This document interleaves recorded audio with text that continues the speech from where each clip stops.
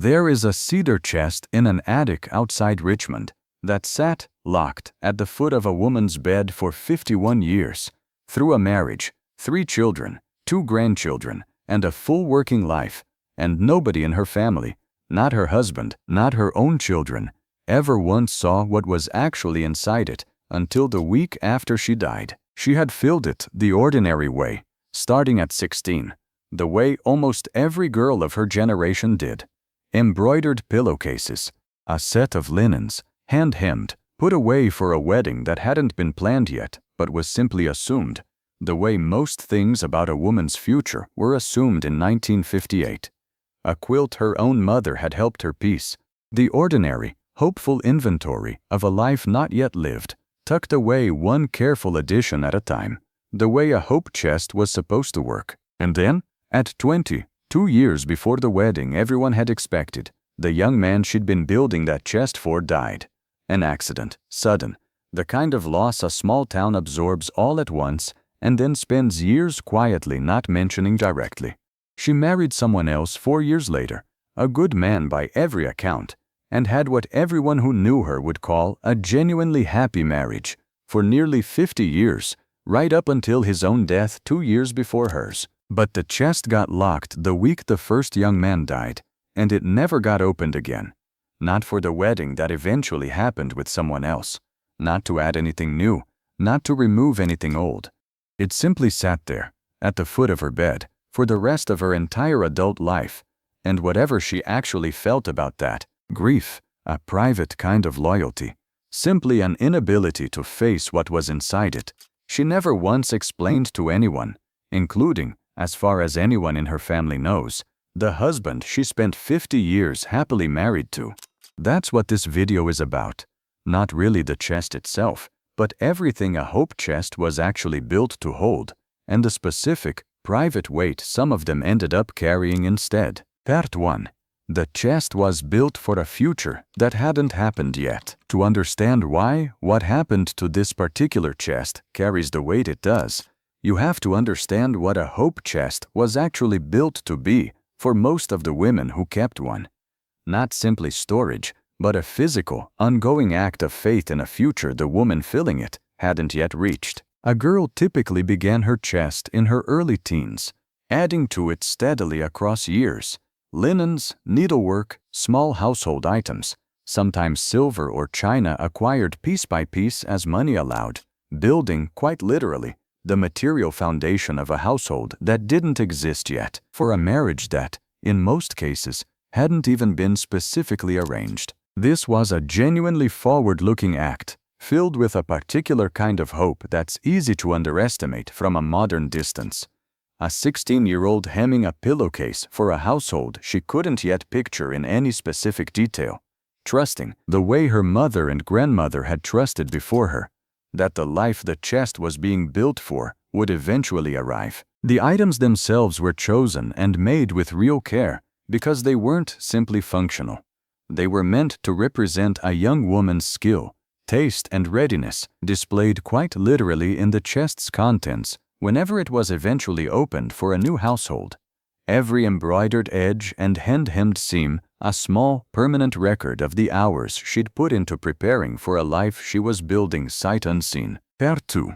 What actually went into one, and why each thing mattered. The contents of a hope chest followed a fairly consistent pattern across generations, though the specific items varied by family means and region, and each category served a real, practical purpose in the household. The chest was ultimately meant to help establish. Linens formed the core of most chests.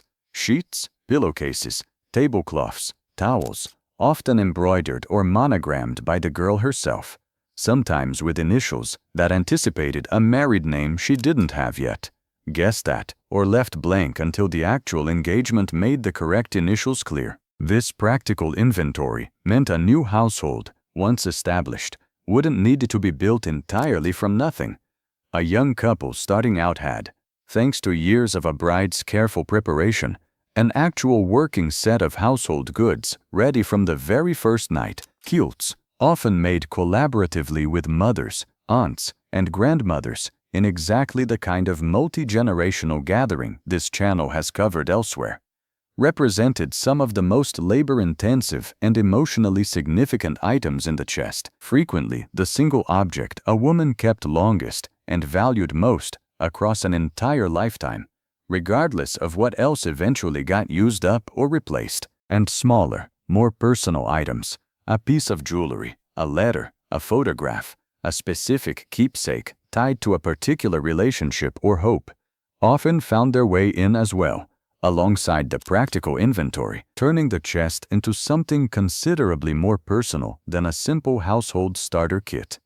It was, in a very real sense, both a practical inventory and a private diary, told entirely in objects rather than words. Part 3. Why a chest got locked, and what locking it actually meant. Most hope chests, across most American households, eventually got opened for exactly the purpose they were built for. A wedding, a new household, the objects inside finally put to the use they'd been prepared for across years of careful addition. But a meaningful number of chests, across generations, got locked instead, for reasons ranging from ordinary to genuinely tragic. And the woman in Richmond's chest belongs to a specific, quietly documented category of hope chests that never got opened at all, the ones built for a future that simply didn't arrive as planned. A chest locked after a broken engagement, a death, or any other disruption to the specific future it had been built for, carried a particular kind of weight that's worth taking seriously rather than treating as simple sentimentality. The objects inside represented real, accumulated labor and real, specific hope directed at a future that had, at some definite point, stopped being possible. Opening the chest afterward meant confronting that loss directly, object by object, in a way that many women, understandably, found easier to simply avoid rather than face. Locking it rather than emptying it, repursing its contents, or discarding them, represented a specific, deliberate choice. Not quite grief, not quite denial, something closer to a private, permanent preservation of a version of a life that had stopped being available to live. The chest became, in this specific case, less a hope chest in the original sense and more something closer to a sealed record of exactly where that hope had been standing at the moment it stopped. Part 4. The 50 years it sat at the foot of the bed. What makes this particular chest's story remarkable isn't simply that it got locked. It's that it stayed locked, visibly, at the foot of her bed, through an entire second life that, by every outward account, was genuinely full and genuinely happy. She married a man who, by his own children's account, loved her completely and was loved in return for nearly 50 years through the ordinary accumulation of an entire shared life, children, a home, decades of an evidently real and functioning marriage. And through all of it, the chest simply sat there, closed, a physical presence in the bedroom she shared with her husband for half a century, never explained, never removed, never opened. It's tempting, from the outside, to read this as evidence of some deep, unresolved unhappiness in the marriage that followed. But every account from the people who actually knew her suggests something more complicated and, in its own way, more human than that. She seems to have been capable of holding two things at once: a full, genuine second life, built with real love for the man she actually married, and a private, permanently preserved room for the first unfinished one that never got to happen. The locked chest wasn't necessarily a wound that never healed. It may simply have been a specific, private space she chose to keep, the same way anyone might keep a single drawer or a single memory set apart from an otherwise full and forward-moving life. Not a rejection of what came after, just a small, permanent acknowledgement that something real had come before it too. Part 5. What was finally found inside? When her children finally opened the chest, the week after her funeral, they found almost exactly what they expected to find, in the sense that the physical contents matched what a hope chest from 1958 to 1960 would ordinarily hold. The embroidered pillowcases, the hand-hemmed linens, the quilt her own mother had helped piece. Nothing about the objects themselves was strange or unexpected. What struck her children, by their own account, wasn't the contents so much as the condition of them. Everything folded with the same careful precision it would have had the day it went in. Nothing faded or handled the way objects get handled by continued use. A chest that had been packed once, with real care, and then genuinely never touched again for 51 years. It was, in effect, a perfectly preserved time capsule of exactly who she'd been at 20, sealed at the precise moment her life had taken an unplanned turn, and left completely undisturbed through every year of the different life that came after. They also found, tucked among the linens, a small handful of more personal items, a photograph, a few letters, that confirmed, gently and without any dramatic revelation, what the family had mostly already suspected, that the young man who died had mattered to her enormously and that some private part of her had simply never stopped making room for that fact, quietly, at the foot of her bed, for the rest of her life. Part 6. What the chest actually teaches about grief and love coexisting. It's worth resisting the urge to resolve this story into a single tidy lesson, because the honest takeaway is more complicated and more useful than a simple moral about lost love. This woman appears to have lived proof of something that grief counselors and researchers have increasingly come to understand, and that earlier generations may have simply intuited without needing the research to say it back to them.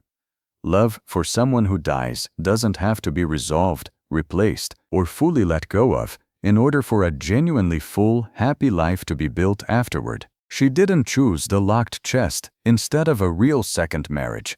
She built both, side by side, for 50 years, without either one appearing to diminish the other. The chest itself, in the end, wasn't a monument to unhappiness. It was closer to a private room she kept, unshared even with the people closest to her, for exactly one specific relationship and exactly one specific loss. Proof that a person can hold a full, complicated inner life, including grief that never fully resolves, while still building something genuinely good and genuinely loved in the years that come after it. Part 7. The husband who never asked. It's worth pausing on a detail that's easy to move past too quickly. For nearly 50 years, a man shared a bedroom with a locked chest he almost certainly understood the meaning of, and by every account available to his children, he never once demanded it be opened, explained, or removed. This isn't necessarily a story about a marriage with an unspoken wound sitting in the corner of it. It may be closer to a story about a specific, mature kind of love, one confident enough not to need every part of a spouse's inner life fully surrendered to it. He seems to have understood, whether or not he ever said so aloud, that loving her didn't require erasing whatever had come before him, and that a locked chest at the foot of the bed wasn't a rival to what the two of them had built. It was simply hers, the way a person is allowed to keep one room of themselves private, even inside a marriage built on real closeness everywhere else. That kind of restraint is its own quiet act of love, rarely credited as one. He gave her 50 years of not asking. That may be as real a gift as anything she ever gave him in return. Part 8. Why she never told her children either. It would be simple to assume the chest stayed locked because of the husband, some unspoken marital arrangement about a subject too delicate to raise. But it stayed locked with her children too, for their entire lives, right up until they were finally the ones to open it themselves. This suggests something a little different from marital tact. It suggests a woman who had decided, at some point early on, that this particular grief belonged to her alone, entirely, not to be managed, processed, or even witnessed by anyone else, including the people she loved most and told nearly everything else to. This is a specific, deliberate form of privacy that doesn't map neatly onto modern ideas about grief needing to be shared, processed out loud, or worked through with others. She appears to have decided the opposite, that some things are better carried in total silence for an entire lifetime than handed to anyone else to help carry. It's worth resisting the urge to judge this choice as unhealthy, simply because it doesn't match a modern therapeutic model. She built, by every account, a full and happy life around this private silence. Whatever it cost her to carry alone, she carried it well enough that almost nobody around her ever noticed the weight. Part 9. What her children decided to do with it. The chest itself is still in the family, though it no longer sits locked at the foot of anyone's bed. Her daughter kept it, and after some real deliberation, decided not to keep it sealed the way her mother had. The linens got aired out, used carefully on special occasions, rather than stored away untouched. The quilt was given a place on a guest bed, instead of folded permanently in the dark. This wasn't a rejection of what the chest had meant to her mother. It was, by her daughter's own account, closer to a decision that 51 years of silence had done its job, and that the objects themselves, genuinely beautiful, genuinely well-made, the product of real hours of a young woman's care, deserved a second life of their own, separate from the specific grief they'd originally been sealed against. The photograph and the letters stayed private, kept but not displayed. The linens went back into ordinary use, the way they'd always been meant to be used, just 50 years later than planned. It's a small, practical kind of resolution, and maybe the only kind available once the person who actually held the whole story is no longer here to explain it. Her children couldn't fully understand what the chest had meant to her, but they could decide, finally, what it would mean going forward, and they chose, in the end, to let the objects live rather than stay sealed, which feels like its own quiet form of respect for a woman who spent 50 years proving that grief and a full life were never actually in competition with each other. If your family has a hope chest, or a story about one that stayed locked longer than anyone could explain, tell us about it in the comments. These objects hold some of the most private, unspoken parts of a family's history, and every story shared here helps keep a little more of it from being lost entirely. And if this is the kind of history worth remembering, hit subscribe. We dig one of these up every week. The quiet kind of history that stayed locked for decades, and that says more, once it's finally opened, than most people ever manage to say out loud in an entire lifetime.